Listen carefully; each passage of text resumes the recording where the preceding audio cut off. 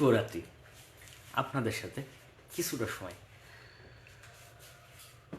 একটা হাড়ের চিরুনির ব্যাপার দেখাবো। আমরা আসলে ছোট সময় রোদ্রে বসে তেল নিতাম মাথায়, আর প্লাস্টিকের চিরুনিটা আঁচড়ালে চট চট করে শব্দ হতো। সে সময় তো বুঝতাম না যে বিষয়টা কি, কিন্তু এখন তো ঠিকই বুঝি। রোদ্রে বসে তেল নিয়ে যদি প্লাস্টিকের চিরুনি দিয়ে আমরা চুলে আঁচড়াই তাহলে চট চট করে শব্দ হয়। হাড়ের চিরুনির ব্যবহার আমরা যে সময় আমাদের এই আধুনিকের ছোঁয়া লেগেছে তখন, আর কাচের চিরুনির ব্যবহার, এটা হাড়, এটা কাচ। হাড়ের চিরুনির তো যে কাজ করবে, এই কাচের চিরুনিটাও সেই কাজ করবে, কিন্তু এটা আধুনিক আর কি। তাই আপনাদের সাথে পরিচয় করিয়ে দিলাম।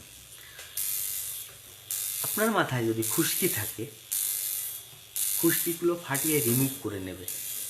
এটা ভিন্ন ভিন্ন সেকশনের কাজ একটা সিঙ্গেল মেশিনে।